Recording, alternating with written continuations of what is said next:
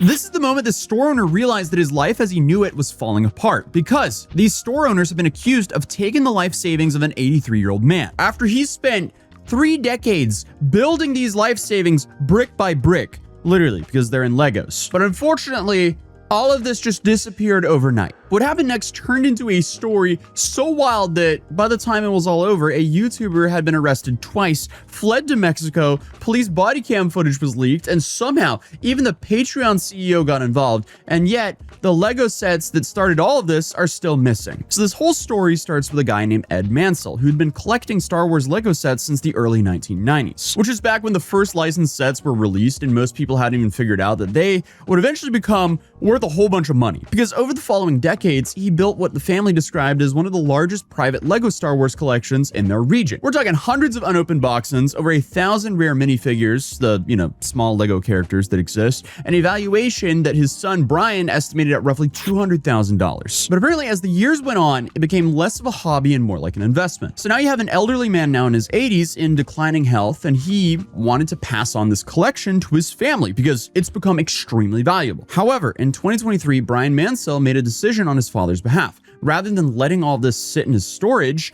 they decided to put it on consignment at a store called Bricks and Minifigs, specifically a franchise in Kaiser, Oregon, and the deal was straightforward on paper. The store would sell the sets and keep a 35% commission on everything sold. However, Ed would keep full ownership of everything until the moment of sale, and after the agreement ended on January 31st, 2025, whatever wasn't sold would be returned to the family. And for a little context, Bricks and Minifigs, who I'll be referring to as BAM, is a nationwide Lego resale franchise founded in 2009. They operate over 300 locations across the United States and Canada, all independently owned under a corporate franchise structure. And the Kaiser store was operated by a couple named Crystal Law Gorman and Benjamin Gorman. And Bricks and Minifigs promoted the collection publicly, posting everything they had on social media. So this wasn't some quiet side arrangement either. They were actively using the Mansell collection as a marketing tool. It's a little overwhelming to see in person, and some of this stuff will go fast. An amazing assortment of sealed, retired Star Wars sets. And for a while, everything was fine. Sales trickled in, the family actually received payments, but then in November of 2024, something happened. Because this is where the story starts getting messy and where the versions of the story start splitting up and going into different directions. Because in late 2024, the Kaiser store changed hands, and the Gormans say they had approached Bricks and Minifigs corporate about maybe selling the store because they planned to move abroad. According to them, corporate stepped in almost immediately, and instead of a smooth transition, they were pushed out of a store they'd built, with new guys instantly demanding the keys. So Bricks and Minifigs CEO Amon McNeff, on the other hand, tells a very different story. He says the Gormans had accumulated around $200,000 in debt and chose to end the franchise agreement after getting a job offer overseas. Either way, in November of 2024, the store had 2 new operators, 2 men named Brandon Best and Joshua Johnson. Both are based in Utah, despite the store being located in Oregon. Regardless, the old owners, the Gormans, they claimed that the night they handed over the keys, they informed the new operators about the Mansell family's consignment agreement, and that the new guys, they didn't only acknowledge it, but they actually agreed to take it over. And Brandon and Josh and corporate dispute this. But regardless of what was said that night, what happened next is the core of the whole dispute. The Mansell family tried to end the consignment agreement in November of 2024, alleging that payments had stopped being made and that they were being denied access to come and inspect the remaining sets. So essentially, they just wanted their collection back, but the sets were never returned. So Brian Mansell, the son in all this, says that every time he tried to resolve this, contacting the store, trying to get any answers, he hit a wall. He was allegedly told that he was banned from the premises, and if he ever wanted his father's collection back, he would have to take a $400 million company to court. Operations taking over the store. There's something I can do to help you with. I said, well, yeah, I am the owner of about half your store's inventory. He goes, I don't know anything about that. You better get to learn about it because I have a contract. I have photo evidence, video evidence. That is our collection. So I went down to the store, brought a copy of the contract. We're like, all you have to do is let me in back. We can go that route or we can go to court. And the guy just looks at me, crosses his arms and goes, let me tell you what's going to happen. if we go to court, we're going to drag this thing out so long, and you're going to end up spending so much more money than your collection is ever worth or what you ever would have gotten on it, that it ain't worth it, man. I go, that's really the route you want to go, rather than just letting me walk in there. And he goes, well. And for an ordinary family dealing with an elderly parent in poor health, that's essentially the same as being told to give up. Because as we know, lawsuits are incredibly expensive in America. But unfortunately, for a while, it looked like they might actually have to. But that's where Ben Schneider enters the story. He's a 30-year-old YouTuber known online as Reckless Ben, whose content in recent years has been built around investigation-style documents mixed in with humor, often going for controversial groups, alleged scams, and whatever other rabbit hole that catches his attention. And he's the type of creator who doesn't just report on a story, he inserts himself into it. There's a lot of his recent documentaries I've seen. I'm sitting here watching it going, why would you ever do that to yourself? I mean, it made the story great, but whoa. The dude takes some serious risk with his content. And Brian Mansell eventually reached out to him after running out of other options. And once Ben heard this wild story about an old man's life savings, which are in property that isn't being returned to him, he decided to get involved. So in May of 2026, he posted his first major video. I tracked down the thief who stole $200,000 of Lego, which laid out everything that we've discussed so far. The consignment agreement, the ownership change, and what the Mansell family says happened next. He had contracts, he had documented communications, and it seems like he had the entire paper trail. And within days, the video racked up millions of views, and the comment sections across social media were just completely flooded. I mean, I even got a bunch of comments asking if I'd ever covered the situation myself. But I wanted to wait until things actually developed a little bit further, partly because I wanted a clear picture of what's actually going on and what's going to happen. Because after a video like that, I knew things were going to happen, and I just want to throw up a video that would be outdated immediately. But regardless, from a viewer's perspective, the story had everything people needed to pick a side: a sympathetic elderly victim, a faceless corporation, and a YouTuber willing to make enough noise about it. But regardless, as the story continued unfolding in real time, Ben started taking more and more of an unconventional approach to the whole investigation. And here he visited the organ store multiple times, recording with smart glasses. And he asked for the community to get information from one of the employees. He made an alleged religious raffle in order to recover one of the sets. He had someone dress up as an Amazon driver to get the store manager to sign for a package because I guess getting their signature was a part of the plan. And then he delivered a custom award to the franchise for most Legos stolen. And while those ideas are entertaining, I can see how that could upset a $400 million corporation. Hi. Hello. I am Ryan with the Guinness World Record Association, and I think you're expecting this actually. This is an award for most Legos stolen by any company in the world. Stolen by a single franchise. But then, to make things worse, he also incorporated an actual LLC called We Steal From Old People, designed with the branding that mirrored the Bricks and Minifigs logo, which conveniently also has the WeStealFromOldPeople.com domain. And here he sells merch with a message from our CEO: if you're old, we will definitely steal from you. Also, call us at blank number to use our services. But apparently he stated the goal was to provoke the company into legal action, forcing the dispute into court. Yeah, I don't think that's a good idea whatsoever. Court can be very unpredictable in the US. So essentially, if he did anything in his videos where he can be held liable, that defense of, but they stole $200,000 from an old man, that's not really gonna help him, because that in itself should be a separate case. Regardless, what he did put so much attention on this, and he also set up a GoFundMe for the Mansell family. And by June 12th, it had raised over $485,000, and all of which Ben announced would be going into a legal trust to help Brian cover his legal fees. Again, Brian is the son of the 80-year-old man. What is that banner though? That is a crazy banner on that GoFundMe. But if you thought Ben was done with just this video, no, not even close, because Ben really lived up to his name and became quite reckless. But before he did that, Bricks and Minifigs responded publicly. The company posted a statement defending their position and disputing the core claims in Ben's video, arguing that the consignment agreement was unauthorized under franchise policy and denying that corporate had any knowledge of it. But, I mean, their franchise agreement says a different story, because in the contract language that was later released, there were multiple references to consignment services being allowed for franchises to do. So Ben and his team went to American Fork, Utah, where his franchise co-owners, Joshua Johnson, lived, to essentially try to get him served with legal papers and confront him on camera. But what followed, according to Ben's documentation, was a stretch of days that included illegal traffic stops, being searched for 3 hours over an apparent baseless claim that they had H on them, and a visit to their Airbnb by police, and 2 full arrests. And on May 11, 2026, Ben was charged with stalking, targeted residential picketing, disorderly conduct, and criminal trespassing. And the following day, police executed a court-approved warrant to search the Airbnb where him and his friends were staying. 4 of them were arrested alongside of him, though everyone, except for Ben, was eventually released. And Ben alleges that during one of these arrests, an officer dislocated his shoulder. But the American Fork Police Department tells a very different story. Their account is that Ben had reportedly been warned to stop attempting to contact Josh and his family, but continued anyway, and also took photos of Johnson's home and placed signs near the property. So they say they were responding to genuine complaints, not protecting anyone with connections. But Ben pointed out something that became a major talking point online. So Joshua Johnson and Brandon Best, the new franchise owners, and several others of the officers involved in the case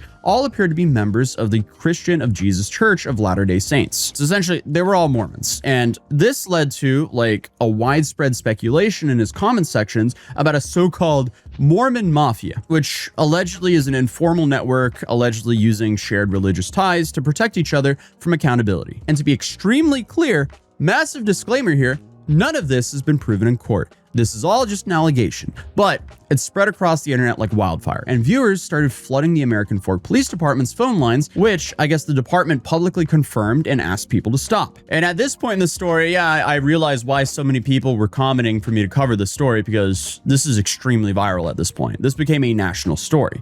But regardless, on June 4th, 2026, something unexpected happened. The American Fork Police Department appears to have accidentally shared a public Dropbox link containing unredacted body cam footage from Ben's arrests. This is apparently footage that was supposed to be redacted before release. And Ben got a hold of it immediately and posted it to YouTube. And in one segment, Joshua Johnson is shown on the phone with Bricks and Minifigs CEO Ammon McNeff while the police are present. And McNeff can be heard accusing Ben of attempting to extort the company and claiming he was teaming up with the Mansell family as a part of a broader coordinated attack.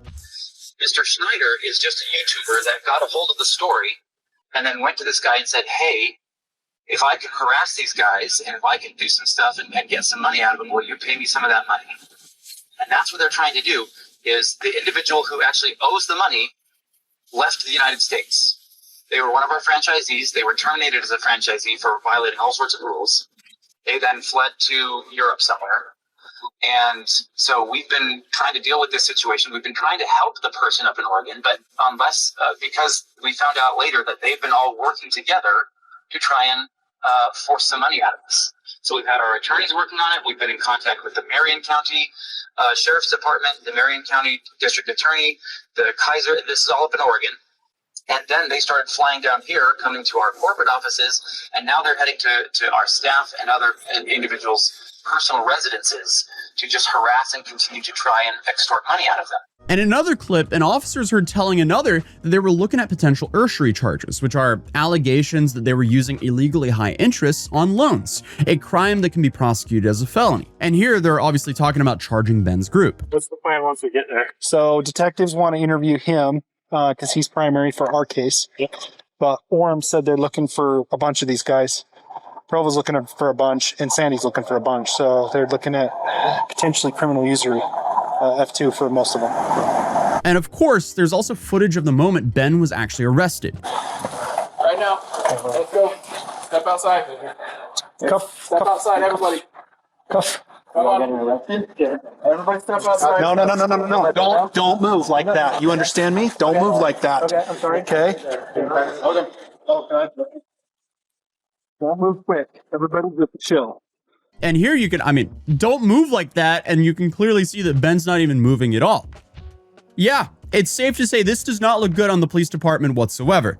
But whether the full context justifies the arrest or not, the reality is that, the incident combined with the leaked body cam footage drew so much backlash on the American Fork PD that they were essentially forced to release a formal 26-minute public statement addressing the controversy. And they said that on May 29, 2026, there were no active warrants for Ben in the state of Utah. And side note, the response from the police here was like the quietest video I've ever heard. You had to boost all your audio just to barely hear what the dude is saying.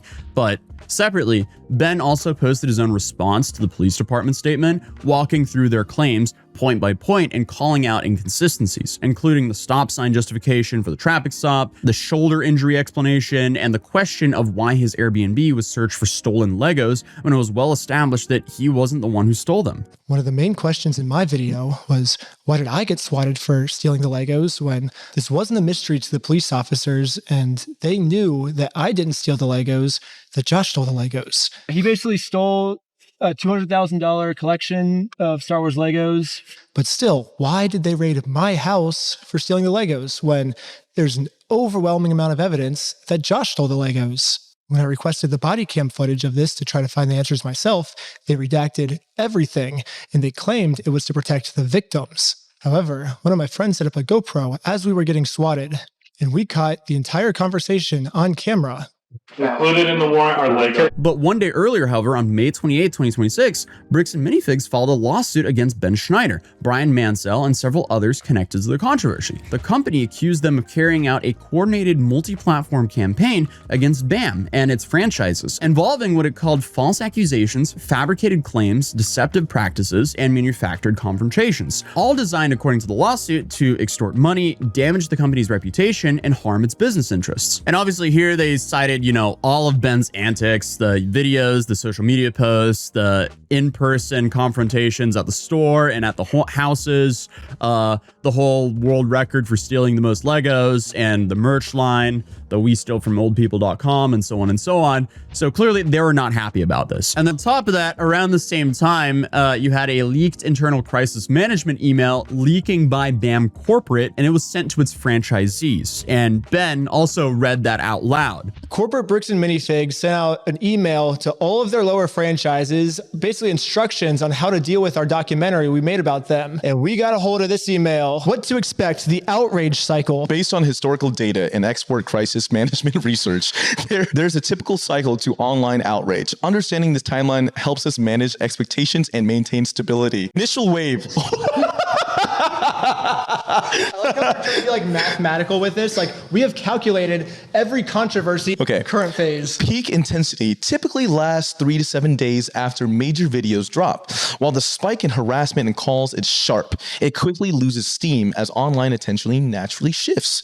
We believe we are currently at or past the peak of the first wave. I think they sent this out when it had only like 100,000 views on it, and now it's like 1.5 million views or something. Like, and every day it just keeps getting even more views. So corporate, your math is wrong. Then on top of that, in a move that surprised a lot of people, Bricks and Minifigs also sent a takedown request to Patreon, asking the platform to remove Ben's page and content related to the controversy. And considering Patreon was one of the ways Ben made his extra income from his content, this would definitely affect him financially. But Patreon CEO Jack Conte, however, actually reviewed the request and made a video about it, saying this. Dear creator community, my name is Jack Conte, and I'm the CEO and co-founder of Patreon. On May 29th, Patreon received an official takedown request filed by Bricks and Minifigs for media and accounts related to Reckless Ben and an ongoing dispute regarding a local Lego consignment issue. So after an extensive review and investigation by Patreon's trust and safety team, we have in fact unfortunately determined that Bricks and Minifigs can stuff it. We're keeping Ben's page up. And if Bricks and Minifigs doesn't like that, they can sue us. Patreon out. And this is an awesome response. I like that he's actually standing up for the creators here. Because at the end of the day, this is now a legal dispute,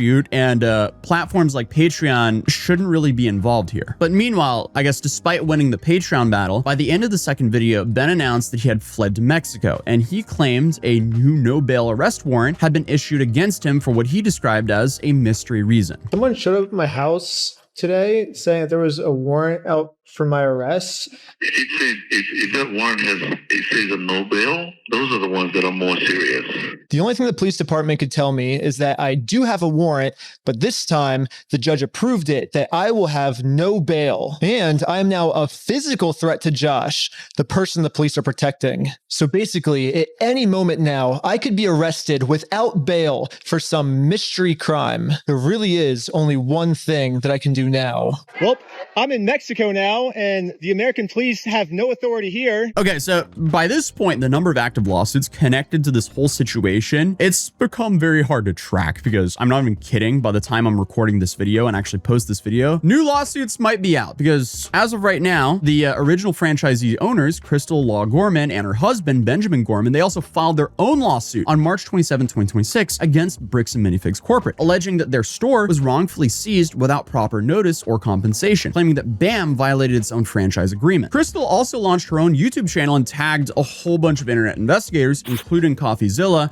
asking them to help further amplify the story. And this is all while Brian Mansell and his family continued pursuing their own civil case, trying to either get the collection returned or to be financially compensated. Then on top of that, BAM Corporate was also dealing with its own internet backlash because on June 4th, the company confirmed after an internal investigation, it had uncovered what it called significant evidence of gross negligence from the previous franchise owners, including alleged evidence that Crystal had maintained 3 separate sets of books and significantly underreported sales to Brian Mansell without his knowledge. It is also kind of like worth noting that this actually came out after the alleged leaked body cam footage dropped. So that's just like some interesting context there. Now, at the end of the day, it's up for a court to decide whether the company truly discovered wrongdoing or it's just shifting blame onto other people they've already parted ways with. But then on top of everything, on June 4th, Bricks and Minifigs announced that their whole Salem, Kaiser, Oregon location would be permanently closing. And they are here citing the devastating social media campaign as the reason for all of this. And they apparently also parted ways with both Brandon Best and Joshua Johnson, the franchisee owners that have been at the center of this entire controversy. And then on top of that, the same statement, the BAM CEO, Ammon McNeff, made a direct offer to Brian Mansell because he said the company has now had enough information gathered through internal and external investigations to proceed with a resolution. So he offered to sit down with Brian, go through the sales records and point of sale data together and drop the lawsuit against him and ensure that he would be made whole financially. He also said that any unsold Lego Star Wars sets remaining in the Salem store, whether identified as the Mansells or not, could be taken by Brian. Then, most recently, on June 10th, YouTuber Coffeezilla released his own deep dive investigation into the whole situation. And that moved the story in a very meaningful way because he spoke with pretty much everyone involved. Ammon and Mac McNeff, the Gormans, and Reckless Ben, and Man R Productions, who's a Lego-focused YouTuber who had also covered the controversy early on, taking a close look at how Brian's sets have been arranged throughout the whole store. And after going through the internal spreadsheets, point-of-sale records, and the photographic evidence from the night of the takeover, he came to some conclusions that complicated the numbers everyone had been throwing around. For starters, the collection was almost certainly never worth $200,000. The more accurate figure, based on actual inventory spreadsheets, was closer to $107,000, with a range of about $85,000 to $120,000. And actually, the Gormans acknowledged this themselves, saying the $200,000 number was used in the early press release before a full evaluation was ever done. This entire time, literally every single person's been telling me there were $200,000. Like, that's how much like you could sell all these sets for. My original assessment of about $200,000 was going up to his father's house and looking in 3 different rooms with all the sets. It was before I'd actually gone through and had set numbers and done an actual like evaluation. I looked at it and went based on as things progressed and as I started to delve more into the actual inventory and evaluating it, that number changed. But we put out the press release well in advance of the event itself. So that press release went out before I had those full numbers. So we went, this is a nice even number that will grab attention and bring people into the store. So we went with that. Which is true, because back in 2023, when Bricks and Minifigs was promoting the collection, this was also the value they were presenting to the public. So in a post made on November 7th, for example, they stated very clearly, the collection is now estimated to be worth well over $200,000. So both sides are overstating the value of the collection. And after accounting for what had already been sold and paid out to Brian, Coffeezilla estimated there was roughly $82,000 worth of the collection remaining when ownership changed hands on November 14th, 2024. And by going through over 200 photos taken by Crystal on the night of the takeover and having people hand tag identifiable Star Wars sets, he found evidence of about $21,000 worth of Mansell's inventory still at the store that night, significantly more than the $2,000 to $5,000 that BAM Corporate had claimed in their press release. This is a very different number than corporate provided, who found only $2,000 to $5,000 of it linked to Brian. And later they said they only found $13,000 to $15,000 in total Lego Star Wars.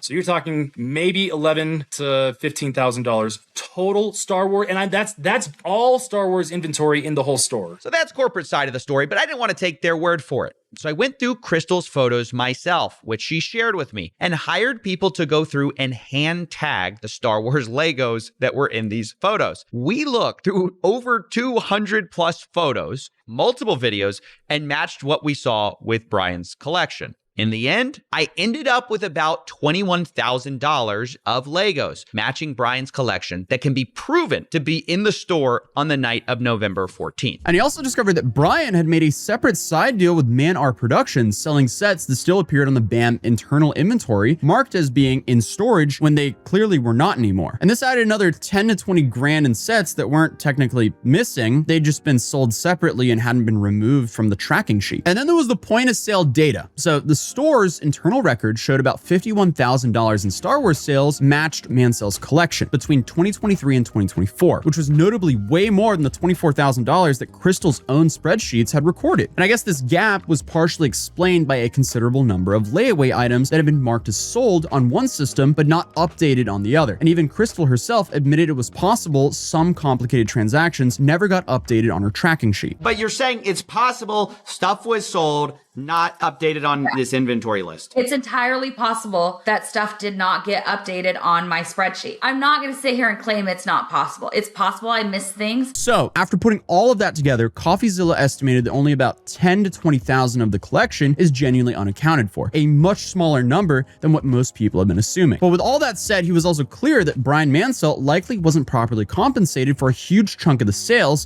that did go through, and estimated that he still owed somewhere between $50,000 and $83,000 for sets that were sold but never fully paid out. So to simplify all this, the missing inventory and the unpaid sales are in two separate buckets. So in one bucket, you have the Lego that appears to have vanished entirely, which I guess is estimated at about $10,000 to $20,000. Then you have the other bucket, which is the Lego that was actually sold, but I guess Brian was never allegedly properly compensated for this. And in this bucket, it's estimated that he's owed anywhere from $50,000 to $83,000. But again, he's owed both buckets here. So massive shout out to Coffeezilla for even putting all of that time into this, because he gave this story so much more clarity. But one of the most revealing moments of the whole investigation came during Coffeezilla's conversation with McNeff himself. So he pulled up a spreadsheet tracking the Mansell inventory, which is a spreadsheet that had been created using a Bricks and Minifigs Salem email address and stored on BAM's own server at the time. But when Coffeezilla showed it to the CEO on camera,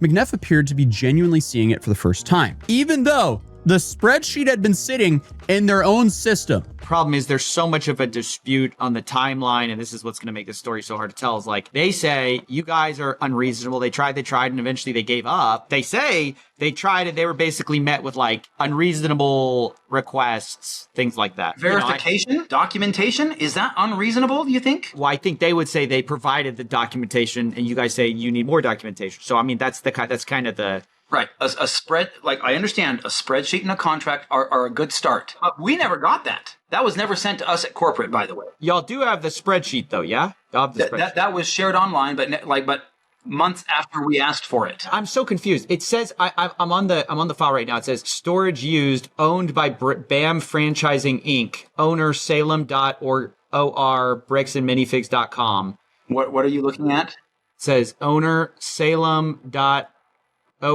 at bricksandminifigs.com. That's you guys. Owned by BAM Franchising Inc. Created September 6, 2024. When I look at it, this is the Mansell list, I believe. We have the... y'all definitely have this. Y'all have access to this. Well, I had no idea. So something's not adding up here. But one thing Coffee mentioned early on before the main investigation even dropped, and I also wanted to touch on that here since I'm essentially covering the entire situation from start to finish, was, the story has clearly spilled into some real world unhinged behavior, because there's reports of people calling Bricks and Minifigs locations across the country, demanding answers from employees who had absolutely nothing to do with the Oregon situation. And some of the stores were also visited by people looking to confront staff on camera. And in at least one reported case, things even escalated to a physical altercation. It's like, come on, guys. Why are we getting physical with employees at a store in California over what a completely different franchise location did in Oregon? Can we please just be rational human beings and think before we do things for a second? Because again, Every Bricks and Minifigs location is owned and operated by franchisees. This is literally like going to a Taco Bell in California and squaring up with the workers there because of what the workers did at a Taco Bell in Oregon.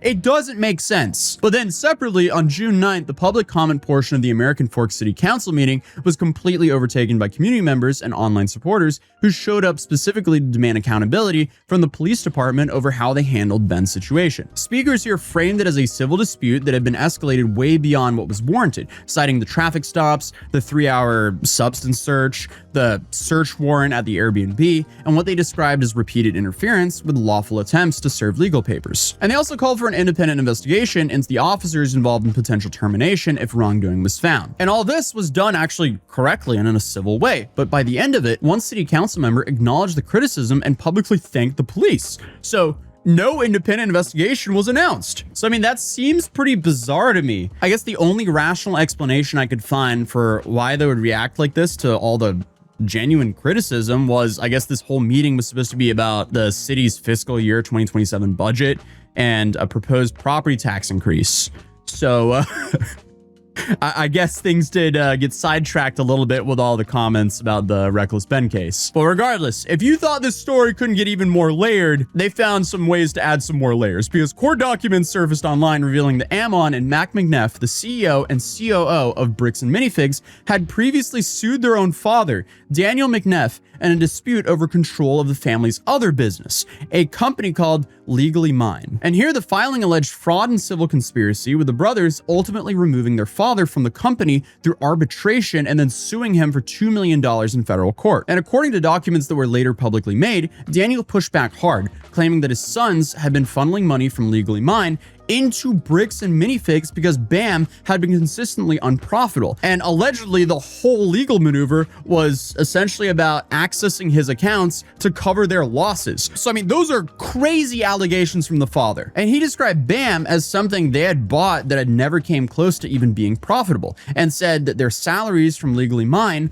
weren't enough to cover both their personal needs and the needs of the store. And financial filings that surfaced separately appeared to back this up, in part at least, because BAM's total revenue for 2025 was around $13 million, but the company was operating at a loss, roughly $60,000 in the red last year and about $200,000 the year before that. The single biggest wow to me, Bricks and Minifigs makes $80 million a year. They're going to die on a hill over $100,000-ish worth of Lego. This is quite possibly the dumbest decision ever. And as it's dragged on, and it's been about 2 weeks or over 2 weeks at this point, it looks like that is what's happening. Now, there is some misinformation out there as far as I'm concerned. Bricks and Minifigs corporate does not make $80 million a year. All of the franchises combined probably make somewhere in the $100 million a year range, but I think Wisconsin has public record of Bricks and Minifigs franchisee filings, and so we can actually see their profit and loss sheet for 2025 and 2024. And pulling it up here, their total revenue for 2025 is $13,195,626, and that's up from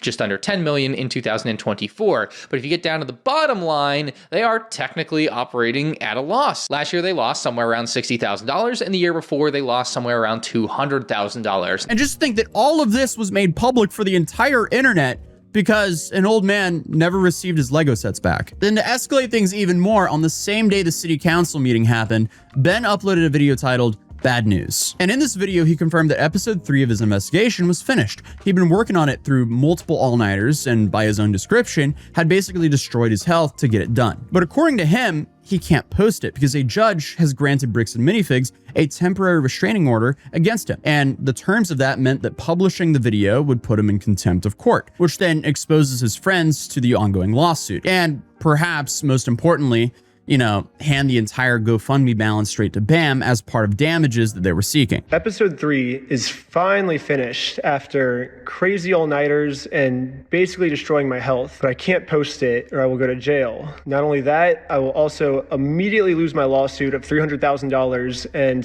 the GoFundMe we made for Brian will go straight to this mystery company that I am no longer allowed to talk about. They sent court papers to my email, which I guess a judge approved for them that this was a valid form of service. And so now that I'm officially served, I cannot even mention this company or I will be in jail and everything.